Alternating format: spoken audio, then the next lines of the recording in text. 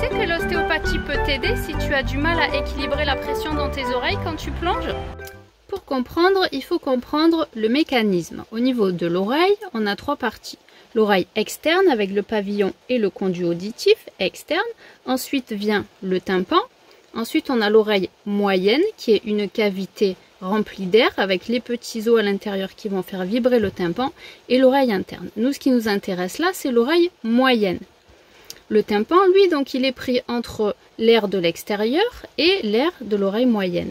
L'air qui est dans cette cavité, il doit tout le temps être équilibré par rapport à l'air qui est à l'extérieur pour que le tympan ne soit pas aspiré ou poussé d'un côté ou de l'autre.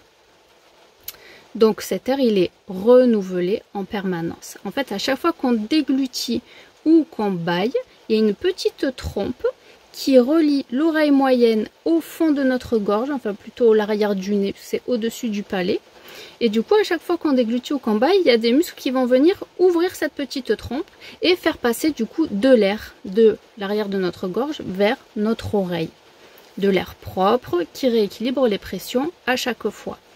Donc quand on fait l'exercice en dehors de l'eau, de pousser de l'air en bouchant le nez, en fait on envoie de l'air depuis notre arrière-gorge vers l'oreille en passant par la trompe d'Eustache. Et ça nous donne l'impression que l'oreille se bouche parce qu'on augmente la pression côté intérieur du tympan. Le tympan est poussé vers l'extérieur.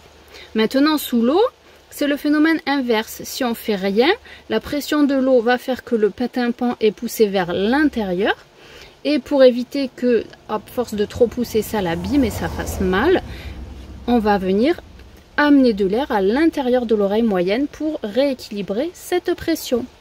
Du coup, cette trompe d'Eustache, si elle ne fonctionne pas bien, si les muscles qui la règlent ne fonctionnent pas bien, eh ben, l'air ne va pas venir bien s'infiltrer au niveau de l'oreille et du coup, ben, on n'arrive pas à équilibrer.